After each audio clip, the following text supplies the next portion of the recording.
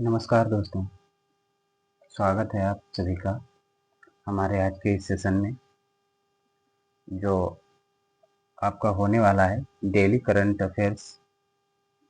तो इसके बारे में हम देखेंगे। तो ज़्यादा देर ना करते हुए चलते हैं अपने प्रश्नों की तरफ और देखते हैं 25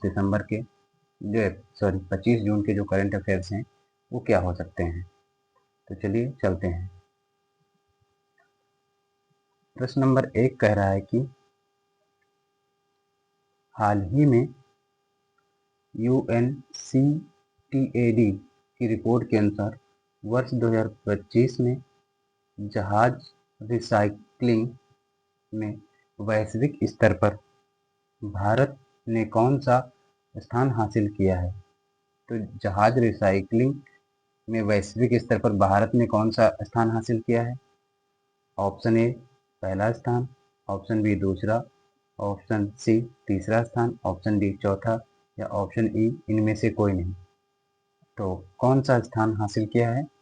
तो इसमें आपका राइट आंसर हो जाएगा ऑप्शन ए, यानी पहला स्थान। भारत का कौन सा स्थान रहा है?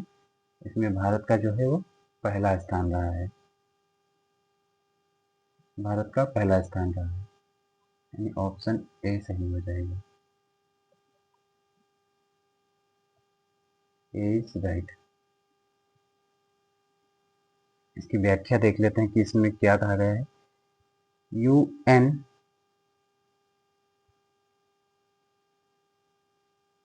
UNCTAD का पूर्ण रूप होता है संयुक्त राष्ट्र व्यापार विकास सम्मेलन। इसका पूरा नाम होता है। तो यानी संयुक्त राष्ट्र व्यापार और विकास सम्मेलन की हालिया रिपोर्ट के अनुसार भारत ने शिप रिसाइक्लिंग में दुनिया में शीर्ष स्थान प्राप्त किया है। सुरक्षित और पर्यावरण के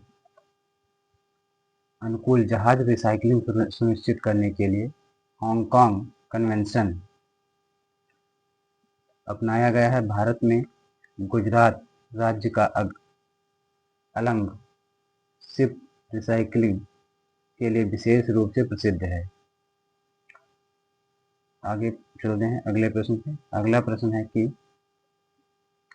प्रश्न नंबर 2, हाल ही में अंतर्राष्ट्रीय ओलंपिक दिवस 2026 कब मनाया गया? यानी अंतर्राष्ट्रीय ओलंपिक दिवस 2026 कब मनाया गया? ये मोस्ट इम्पॉर्टेंट क्वेश्चन बन सकता है आपका। तो इस पे आप 3 स्टार लगा लीजिएगा जरूर। इसमें कहा कब मनाया गया? तो 20 जून को, 21 जून को, 22 जून को या फिर 23 जून को या फिर इनमें से कोई नहीं। तो अंतर्राष्ट्रीय ओलंपिक दिवस 2026 कब मनाया गया? तो ये आपका मनाया गया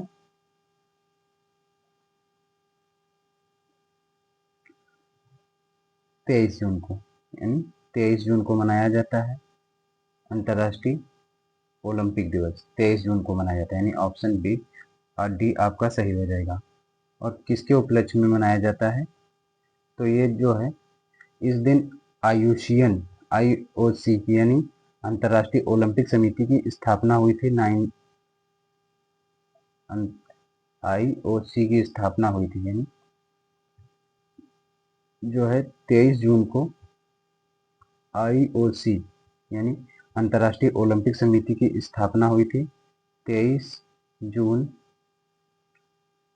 1894 को इसकी स्थापना हुई थी। इसी के उपलक्ष्य में जो है इसे मनाया जाता है। तो आगे चलते हैं और इसकी व्याख्या देखते हैं। व्याख्या में क्या कहा गया है कि अंतर्राष्ट्रीय ओलंपिक समिति IOC की स्थापना 23 जून 1894 को हुई थी। इसी के उपलक्ष्य में हर वर्ष 23 जून को ओलंपिक दिवस मनाया जाता है। 2026 के लिए इसका थीम जो है यू कैन डू दिस, यानी 2026 में जो है अंतर्राष्ट्रीय ओलंपिक जो है दिवस मनाया गया, इसकी थीम है you can do it this, you can do this रखी गई है। पहला ओलंपिक जो है वो 1896 में एथेंस ग्रीस में आयोजित हुआ था। IOC यानी अंतर्राष्ट्रीय ओलंपिक समिति का मुख्यालय कहाँ है? लुसाने स्विट्जरलैंड में स्थित है। वर्तमान में इसकी प्रमुख जो है क्रिस्टी कोवेंट्री, यानी अंतर्राष्ट्रीय ओलंपिक समिति की वर्तमान में प्रमुख क्रिस्टी कोवेंट्री हैं, जो कि जिम्बाब्वे की रहने वाली है, जो इस पद पर पहुंचने वाली पहली महिला हैं। भारत ने अपना पहला ओलंपिक पदक जो है वो 1952 में जीता था, हेलेंस्की ओलंपिक में जीता था, और केडी जाधव के द्वारा कुश्ती में जीता गया था। जबकि हॉकी में पहला स्वर्ण पदक भारत ने 1928 में एम्स्टर्डम में जीता था। भारत ने हॉकी में कुल 8 पदक जीते हैं।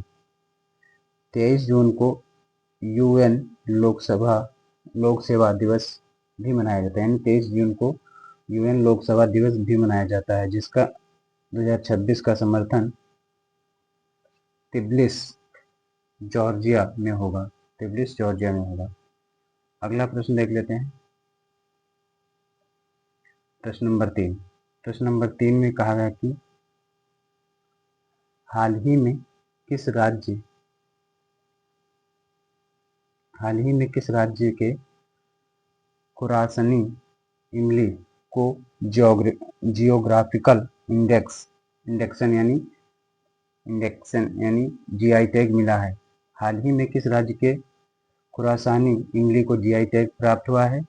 उड़ीसा का है, या फिर झारखंड का, या फिर बिहार का, या मध्य प्रदेश का? तो खुरासानी इमली कहाँ का है जिसे जीआई टैग प्राप्त हुआ है? तो ये आपका मध्य प्रदेश का है, यानी ऑप्शन डी आपका सही हो जाएगा। व्याख्या में क्या कहा गया कि मध्य प्रदेश के धार जिले में काठमांडू क्षेत्र की खुरासानी इमली को जीआई टैग प्रदान किया गया है, जो मुख्य रूप से आओबाबा पेड़ का फल है। यह विटामिन सी तथा एंटीऑक्सीडेंट से भरपूर होता है। इसके अलावा गुजरात के जसदान हैंडीक्राफ्ट सागौन लकड़ी और कच्छ के अजरक प्रिंट को भी हाल ही में जीआई टैग दिया गया है। जीआई टैग अधिनियम 1999 में लाया गया था, जिसे 2003 में लागू किया गया, और भारत का पहला जीआई टैग 2004 में दार्जिलिंग चाय को दिया गया था, जो कि पश्चिम बंगाल की है। वर्तमान में सर्वाधिक जीआई टैग तमिलनाडु राज्य के पास है। जीआई टैग, ये पॉइंट गलत हो जाएगा। सर्वाधिक जीआई टैग जो है वो यूपी के पास है, जबकि रामसर साइट सर्वाधिक तमिलनाडु के पास है, और जीआई टैग जो है वो 10 वर्षों के लिए बाध्य रहता है। आगे चलते हैं, प्रश्न नंबर 4। प्रश्न नंबर 4 में कहा गया कि हाल ही में निर्भय चेतना कार्यक्रम किसने प्रारंभ किया है? तो निर्भय चेतना कार्यक्रम किसके द्वारा प्रारंभ किया गया है? तो ये आपका पंचायती राज मंत्रालय के द्वारा, सहकारिता मंत्रालय के द्वारा, शिक्षा मंत्रालय के द्वारा, या महिला और बाल विकास मंत्रालय के द्वारा, या इनमें से कोई नहीं। तो किसके द्वारा जो है निर्भय चेतना कार्यक्रम शुरू किया गया है? तो ये आपका पंचायती राज मंत्रालय के द्वारा, यानी ऑप्शन ए आपका सही हो जाएगा। पंचायती राज मंत्रालय द्वारा नई दिल्ली में 3 दिवसीय निर्भय चेतना कार्यक्रम शुरू किया गया है, जो प्रशिक्षकों का प्रशिक्षण है। इसे निर्भया फंड से वित्तीय सहायता दी जा रही है, और इसका मुख्य फोकस जो है वो महिला सुरक्षा पर है।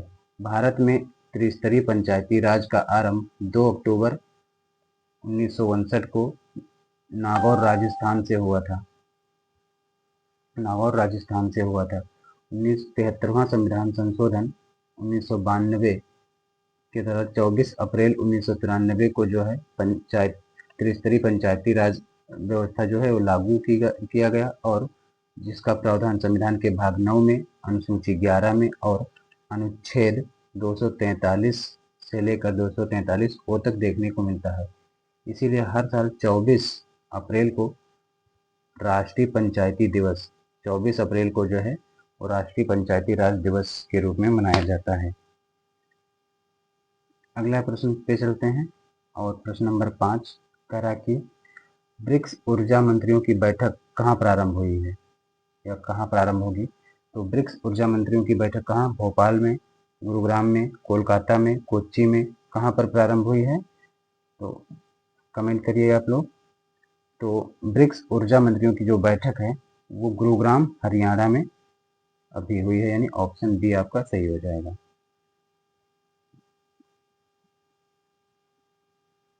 11वीं ब्रिक्स ऊर्जा मंत्रियों की बैठक 25 से 26 जून 2026 को गुरुग्राम हरियाणा में आयोजित की जाएगी। इसका मुख्य फोकस ऊर्जा सुरक्षा और ऊर्जा तक पहुंच है। ब्रिक्स की संकल्पना अर्थशास्त्री जिम ओनिल के द्वारा दी गई थी। इसकी पहली बैठक ब्रिक्स की पहली बैठक 2009 में एकातिनबर्ग रूस में हुई थी और 2010 में दक्षिण अफ्रीका इसमें शामिल हुआ था। 2026 में 18वें ब्रिक्स शिखर सम्मेलन का होस्ट भारत रहा, जिसका जो कि नई दिल्ली में इसका आयोजन हुआ, जिसकी थीम नवाचार, लचीलापन और सहयोग और स्थिरता है। ये मोस्ट इम्पॉर्टेंट लाइन है जो इसकी थीम है 18वें ब्रिक्स शिखर सम्मेलन की रखी गई है। और भारत के शेरपा जो हैं सुधाकर दलेला इसके शेरपा बने हैं। भारत के शेरपा सुधाकर दलेला जी बने हैं। 2026 में ब्रिक्स की अन्य बैठकें कुछ इस प्रकार हैं, जैसे कि रोजगार की बैठक जो है वो तिरुवनंतपुरम में हुई, पर्यटन की बैठक जयपुर अगस्त में हुई थी और संस्कृति की बैठक वाराणसी में, कृषि पर बैठक जो है इंदौर में और अंतर्राष्ट्रीय सुरक्षा सलाहकार की जो ब्रिक्स की बैठक है वो नई दिल्ली में आयोजित हुई थी।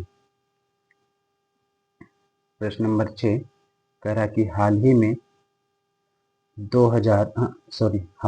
200 T20 इंटरनेशनल मैच खेलने वाला इतिहास पहली क्रिकेटर कौन बना है? इतिहास का पहला या पहली क्रिकेटर कौन बनी है? तो option A Paul Stirling, Suzie Bates, Harmanpreet Kaur या रोहित शर्मा। तो इसमें से कौन बना है? तो आपका ऑप्शन कौन सा सही हो जाएगा? तो इसमें यानी हरमनप्रीत कौर जो है वो 200 T20 इंटरनेशनल मैच खेलने वाली इतिहास की पहली महिला क्रिकेटर बनी है। पहली क्रिकेटर बनी जिसने 200 मैच खेले हैं T20, यानी ऑप्शन सी आपका सही हो जाएगा, हरमनप्रीत कौर। भारतीय महिला क्रिकेटर टीम की कप्तान हरमनप्रीत कौर और दुनिया की पहली क्रिकेटर बन गई हैं जिन्होंने 200 T20 इंटरनेशनल मैच खेले हैं और इन्होंने यह ऐतिहासिक उपलब्धि दक्षिण अफ्रीका के खिलाफ खेलते हुए हासिल की है। आगामी महिला T20 विश्व कप का आयोजन इंग्लैंड और वेल्स में होगा। भारतीय टीम के कोच वर्तमान में जो हैं वो अमोल मजूमदार हैं भारतीय महिला क्रिकेट टीम के कोच। आपका प्रश्न नंबर 7 हाल ही में सॉलिसिटर जनरल के पद पर किसे नियुक्त किया गया है? ऑप्शन ए कुणाल सिंह शाह को, तुषार मेहता को, विवेक अग्रवाल को या डॉक्टर सैबल चट्टोपाध्याय को। तो सॉलिसिटर जनरल के पद पर किसे नियुक्त किया गया है? तो आपका सही आंसर हो जाएगा ऑप्शन बी, यानी तुषार मेहता को जो है सॉलिसिटर जनरल नियुक्त किया गया अभी हाल ही में। तुषार मेहता को हाल ही में सॉलिसिटर जनरल नियुक्त किया गया है। आगे चलते हैं और व्याख्या में क्या कहा है कि तुषार मेहता को 1 जुलाई 2026 से पुनः सॉलिसिटर जनरल ऑफ इंडिया के रूप में नियुक्त किया गया है। कैबिनेट ने इस नियुक्ति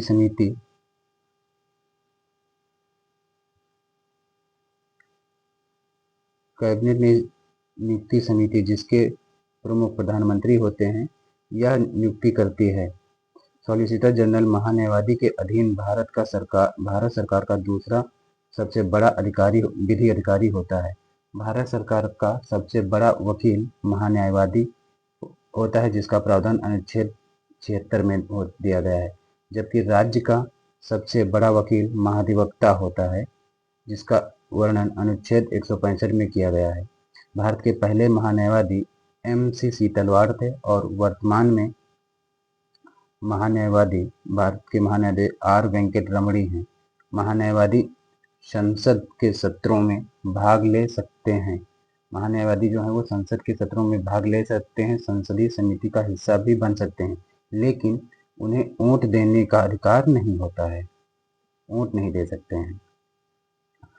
8वां प्रश्न है कि हाल ही में भारत ने स्वदेशी गरुणास्त्र 120 mm vehicle mounted mortar system का सफल परीक्षण कहाँ किया है? हाल ही में भारत ने स्वदेशी गरुणास्त्र 120 mm vehicle mounted mortar system का सफल परीक्षण कहाँ किया है? महाराष्ट्र में, उत्तर प्रदेश में, मध्य प्रदेश में या गुजरात में? तो आपका सही आंसर क्या हो जाएगा? इसका जो है परीक्षण मध्य प्रदेश में किया है, यानी ऑप्शन सी आपका सही हो जाएगा। ऑप्शन सी सही हो जाएगा, यानी स्वदेशी गरुणास्त्र का सफल परीक्षण माहो मध्य प्रदेश में किया गया। इसे नीबे लिमिटेड द्वारा विकसित किया गया है। यह एक 120 मिलीमीटर का व्हीकल माउंटेड यानी ट्रक पर लगा हुआ मोर्टार सिस्टम है, जो अत्यधिक सटीक मार करने और बंकरों को भेदने में सक्षम है। इसमें शूट एवं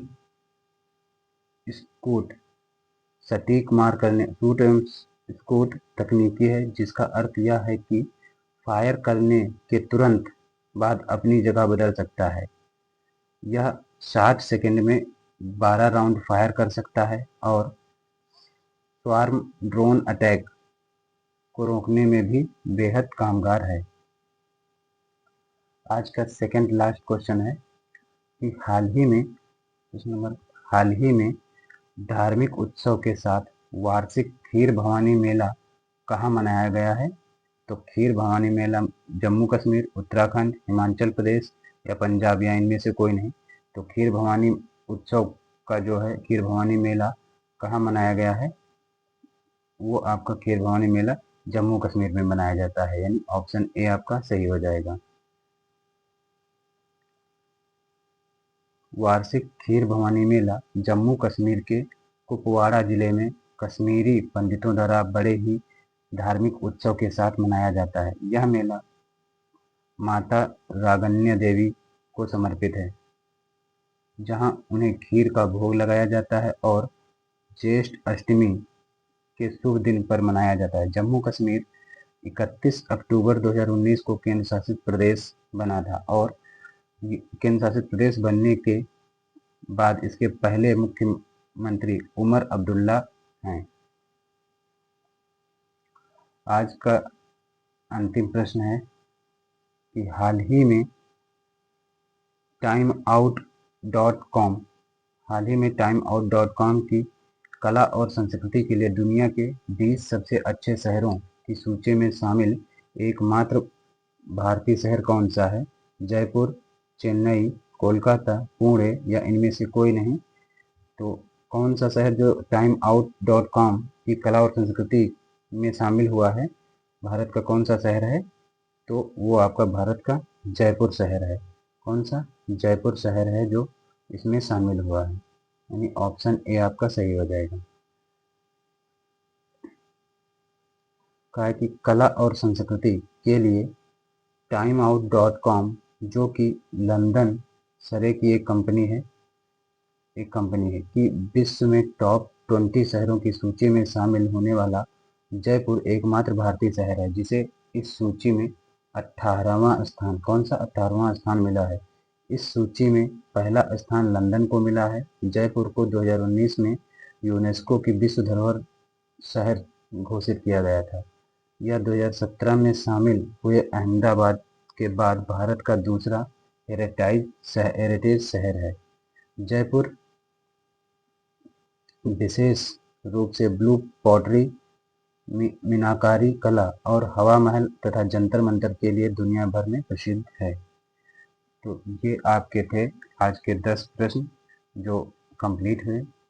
बाकी आज के लिए इतना ही रखते हैं, और अगर ये क्लास आप लोगों को पसंद आई हो तो अपने दोस्तों में शेयर करिएगा, और इसे लाइक भी करिएगा और कमेंट करिएगा कि आप लोगों को ये क्लास कैसी लगी, और सजेशन दीजिएगा कि हम इसमें और क्या बदलाव कर सकते हैं जो आपके लिए ज़्यादा इम्पोर्टेंट हो सके आगामी परीक्षाओं के लिए। और ये क्वेश्चन जो हमने उठाए हैं वो आगामी परीक्षाओं में ज़रूर आने वाले हैं, ऐसे प्रश्न हैं। तो आज के लिए बस इतना ही, मिलते हैं अगली वीडियो में, तब के लिए धन्यवाद। जय हिंद।